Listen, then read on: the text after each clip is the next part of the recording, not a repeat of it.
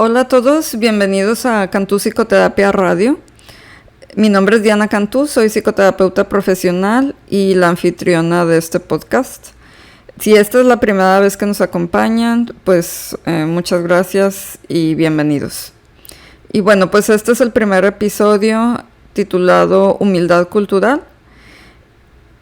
Y pues este podcast va de la mano de Cantú Psicoterapia Online, que es mi página de Facebook y cuenta de Instagram, por si quieren revisarla. Y en este podcast cubro diversos temas acerca de psicoterapia y psicología. Y cada episodio es individual, por lo que no importa mucho el orden en que los escuchen, a menos de que lo señalen en el episodio y sea a continuación de alguno anterior. Los pueden escuchar en cualquier orden. Y bueno, pues este podcast es producido de manera gratuita, por lo que cualquier donación será enormemente agradecida en el link de Patreon que viene en la descripción del podcast. Y bueno, pues comencemos con el tema del día de hoy. Los temas de diversidad e inclusión son temas que personalmente han captado mi atención desde hace tiempo porque, como lo mencioné en la introducción, tengo un hijo con autismo que ya tiene ahorita 10 años. Y bueno, pues realmente me di cuenta de cómo marcó mi vida y mi percepción del mundo. Pues dicho de esta manera, tener un hijo que pertenece a una minoría que es de personas con alguna discapacidad. Anteriormente, pues como muchos, yo lo tenía presente y consciente que existen diversas personas con discapacidades, pero hasta que uno no está dentro de el mundo se empieza a ver toda la ola de prejuicios y estigma que rodean a las personas que pertenecen, pues no solo a por ejemplo, en el caso de mi hijo, un grupo de personas con autismo, sino diversas minorías. Y pues hace unos pocos meses hice un curso que trata sobre este tema de humildad cultural y me parece un concepto muy bueno y que abarca bastante, por lo que quise tratar los temas de diversidad e inclusión en base a este concepto. Y bueno, pues empezando por describir de lo que se trata, el marco de humildad cultural reconoce los conceptos de poder, privilegio y opresión. Y pues de cierta manera nos invita a todos a ser agentes de cambio y promotores de justicia social. Las personas humildes culturalmente son capaces de hacer a un lado sus propias creencias y valores y actuar como aliados con aquellas personas que pertenecen a grupos diferentes para promover un cambio positivo personal, así como para abogar por un cambio mayor en la sociedad. La humildad cultural requiere que pues tengamos una conciencia de cuáles son nuestros ideales, creencias y prejuicios que están arraigados y ver cómo afectan nuestras interacciones con la demás gente. Esto requiere que continuamente hagamos una reflexión y crítica hacia nosotros mismos y nuestras interacciones, y así poder mejorar estas relaciones a través de pues realizaciones honestas de cómo nuestras creencias desviadas se encuentran arraigadas y qué papel juegan en nuestras relaciones. El reconocimiento de cómo el poder y la opresión, el reconocimiento del papel que juegan el poder y la opresión en la vida de las personas nos llama a tratar de abogar por un rol más apropiado. Y bueno, pues hablando de diversidad, la diversidad es un concepto multidimensional que se refiere a muchos aspectos de un individuo que se pueden combinar y que incluyen un mayor sentido de sí mismo. La diversidad ocurre dentro de un contexto cultural y social donde las variantes dentro de la población general son tratadas diferente en base a constructos sociales, políticos y culturales que existen en la misma. Algunas dimensiones de diversidad incluyen la raza, la clase socioeconómica, el género, la orientación sexual y la identificación de género y la discapacidad. Las dimensiones de la diversidad también sirven para privilegiar y empoderar a algunos miembros de la sociedad, mientras que otros miembros son oprimidos y marginalizados. Y el entender los efectos de la diversidad de una persona en múltiples campos, incluyendo la salud mental y el bienestar. Por ejemplo, en un micronivel, alguien que sea tratado simplemente de cualquier manera incrementa la amenaza de que pueda ser victimizado y de que sufra de bullying. Cuando los individuos difieren de la mayoría de un grupo, se dice que están en riesgo de victimización. Por ejemplo, ser el único individuo en la escuela, en el lugar de trabajo, en un grupo comunitario que posee ciertas características, incrementa el riesgo de victimización independientemente de cuál sea este rasgo diferente. Los niños con necesidades especiales y discapacidades físicas constantemente poseen un riesgo de victimización más grande. Ser víctima de bullying y de otro tipo de opresiones resulta en un mayor riesgo de depresión y estrés postraumático en adolescentes, e incluso los adultos víctimas de bullying en el lugar de trabajo o en la comunidad muestran signos de estrés y trauma. La dificultad para concentrarse, el insomnio, los cambios de humor, la ansiedad, depresión y síntomas físicos eventualmente causan un impedimento en la escuela y en el trabajo, resultando en mayores tasas de ausencias o de estar presente pero ser incapaz de funcionar correctamente. Y bueno, pues hablando dentro de la diversidad de las diferencias, comenzando por las diferentes razas, y cuando las razas son consideradas minoría en un país o en una comunidad, el entendimiento del trato diferencial de los grupos en el presente y en el pasado de los grupos inmigrantes debido a su etnia, religión, raza o antecedentes de idioma es crucial para el entendimiento de ellos como personas, ya que desde una perspectiva de una persona en un ambiente, los individuos reaccionan al ambiente y el ambiente reacciona hacia los individuos. No debemos de hacer generalizaciones acerca de cualquier tipo de población, porque aunque parezca a veces comentarios que uno considera que son graciosos, inofensivos, o simplemente por hacer un chiste en relación a una nacionalidad o a un grupo de personas dependiendo de su raza, pues es algo que hace que se vaya prolongando el estigma y creencias equivocadas acerca de ciertos grupos y que se vaya generando como una enemistad entre los diversos grupos, porque todo lo que decimos tiene una consecuencia en el constructo social.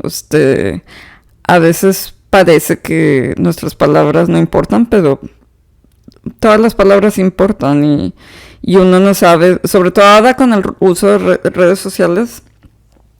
Mucha gente se escuda en el anonimato para esparcir mensajes de discriminación u odio o simplemente invalidar o hacer menos a ciertos grupos, pero no se detienen a pensar cómo eso es como sembrar una semilla y que se va esparciendo, ¿no? Y después ya no se puede detener. Y bueno, pues sigue pasando de la raza a las diferentes clases socioeconómicas. En cuanto a la pobreza, a la distribución dispar de la pobreza a través de la población refleja estas inconsistencias en las oportunidades que experimentan en sus vidas.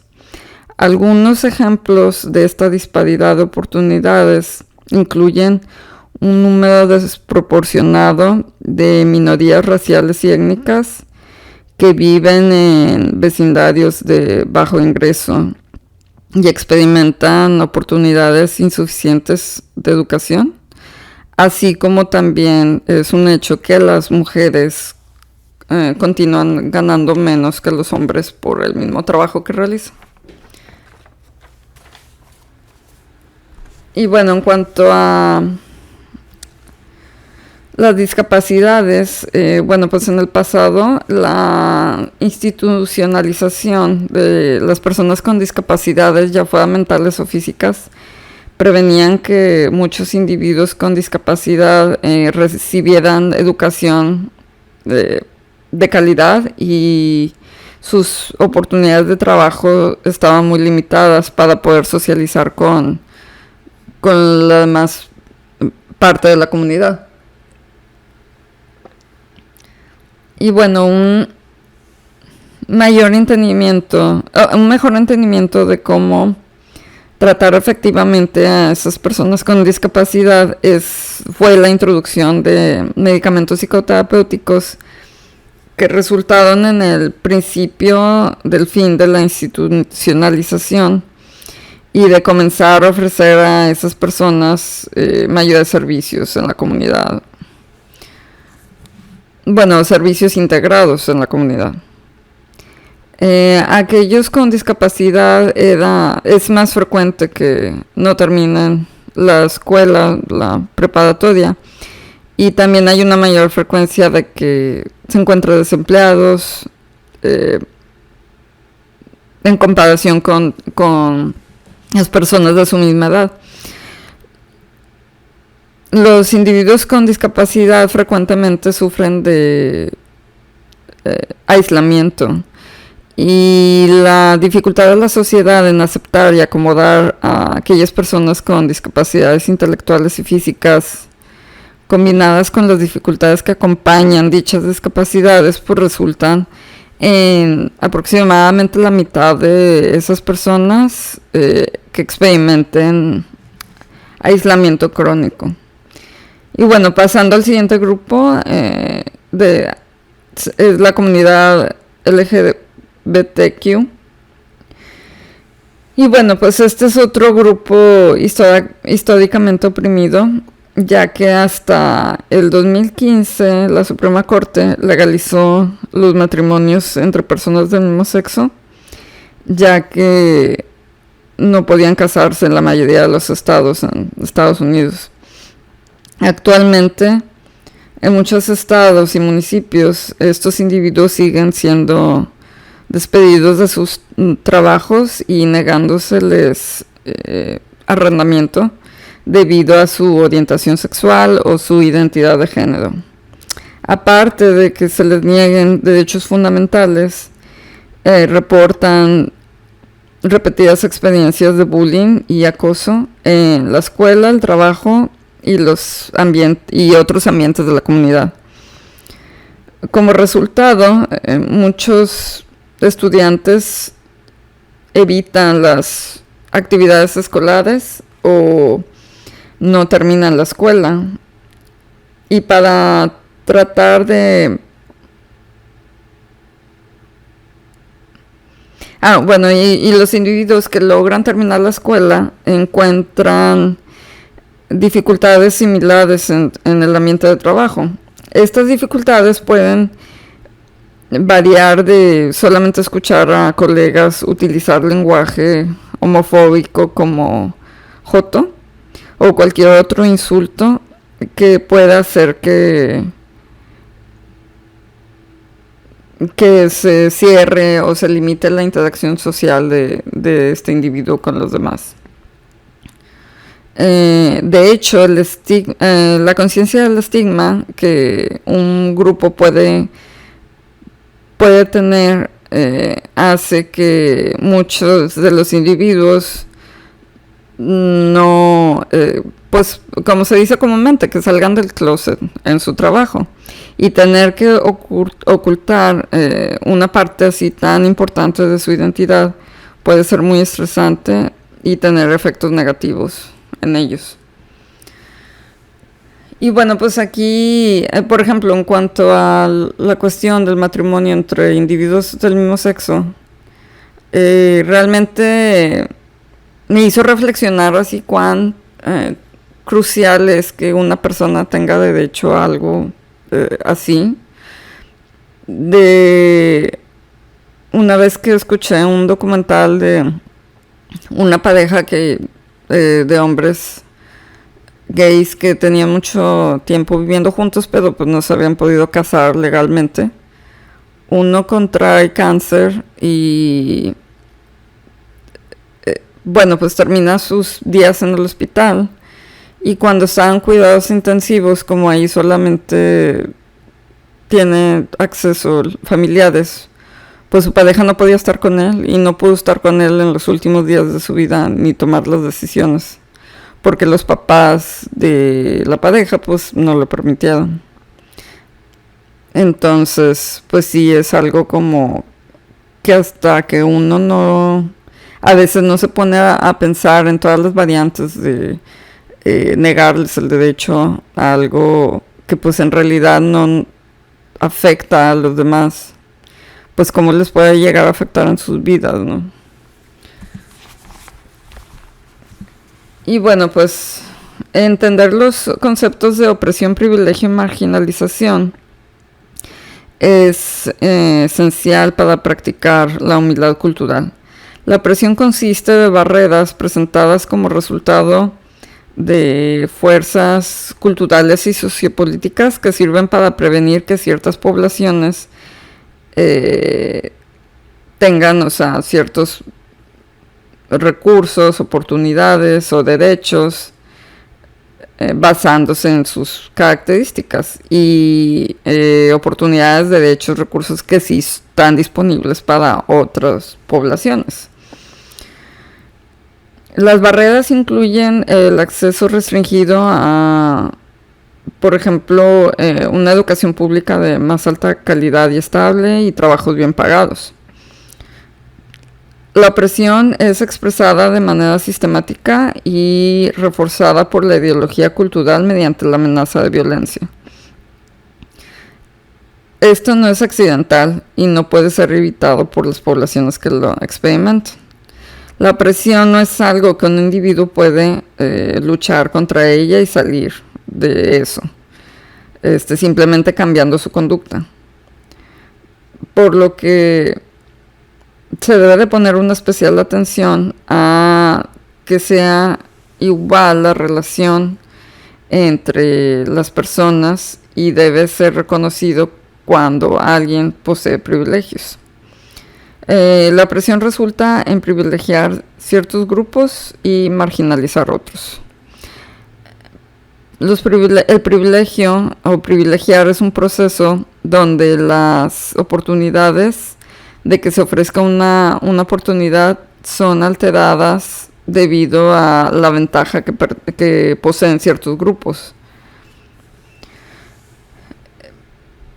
Por ejemplo, con trato preferencial en forma de oportunidades especiales y ventajas, mientras que se limita eso a otros individuos.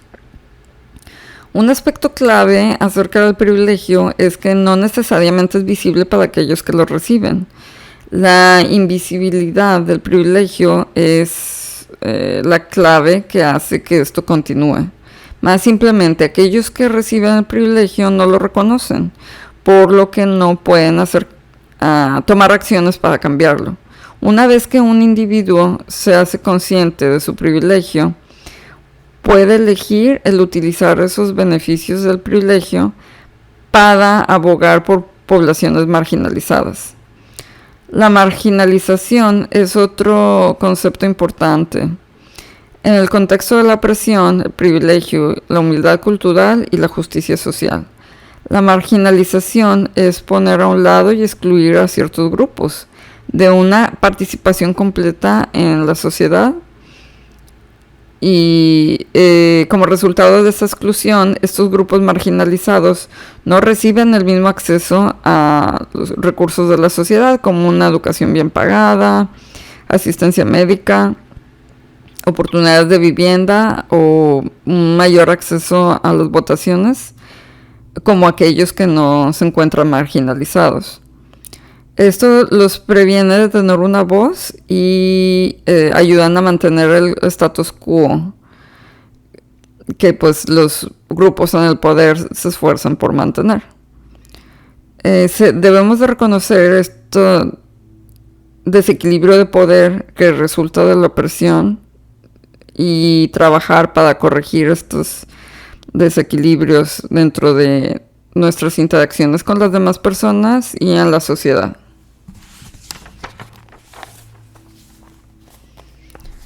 Y bueno, con esto pues paso al tema de la autocrítica y la autorreflexión, ya que la humildad cultural requiere que practiquemos estas dos cuestiones.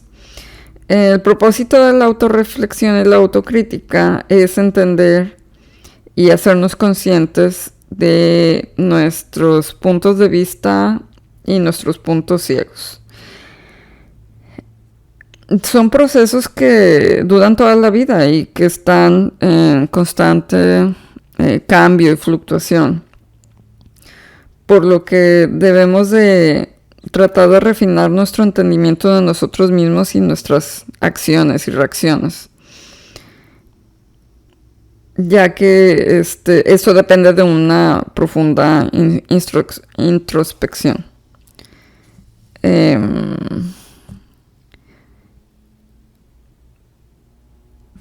Bueno, y pues hay que trabajar en tratar de tener relaciones respetuosas.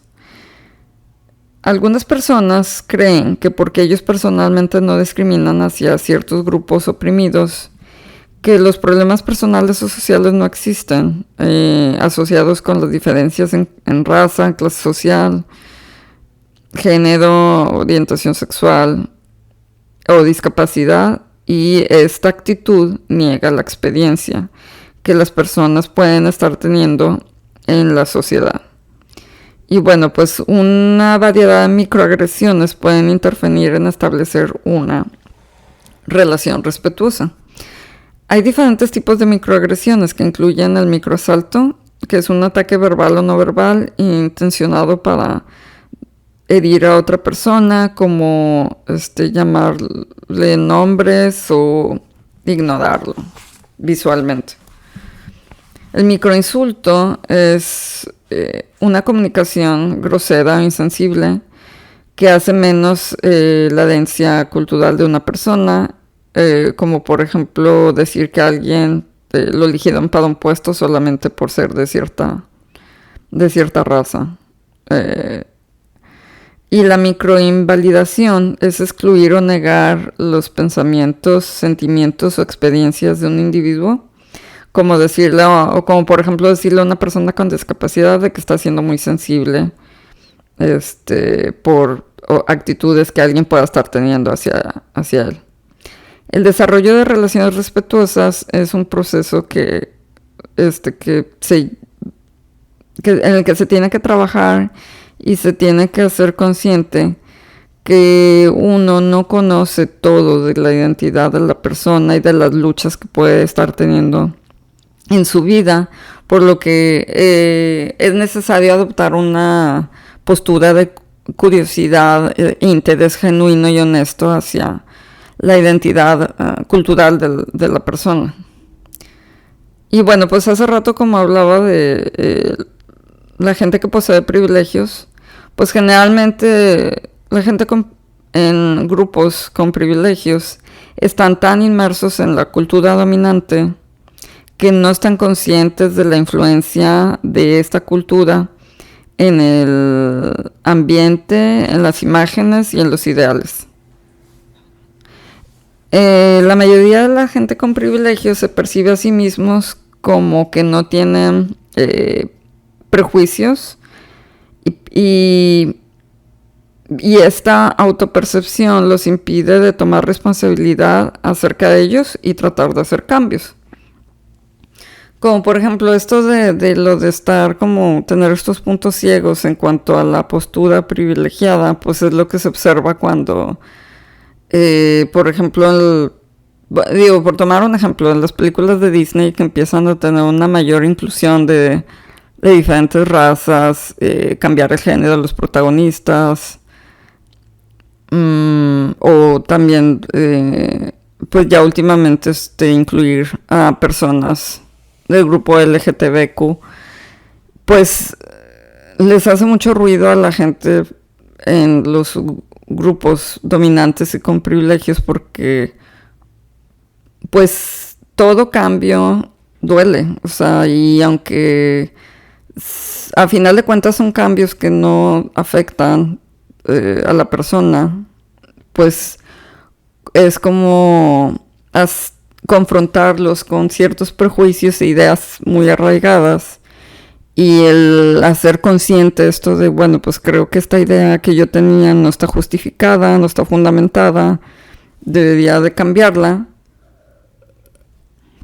Y realmente estos ciertos grupos sí están siendo oprimidos y yo tengo un privilegio, pues es algo difícil, o sea, y es algo que lastima el ego, ¿no? Y por eso la gente tiene esta renuencia a aceptar que sí hay marginalización y opresión y falta de inclusión y visualización en las historias, en los medios, en los protagonistas de las historias. Entonces, pues es un cambio que cuesta, pero el tratar de ir cambiando esta visión de que ya no somos, de que ya no sea nosotros contra ellos, en cualquier tipo de escenario, ¿no?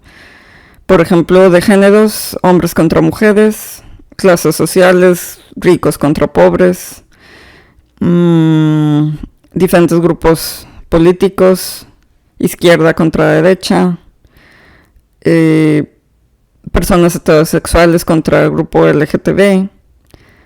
Todo este discurso de nosotros contra ellos hace que se active lo que en neurociencia se llama el sistema límbico y es la respuesta de pelear o huir. Porque es como que, aunque no sea una guerra como tal, se siente así.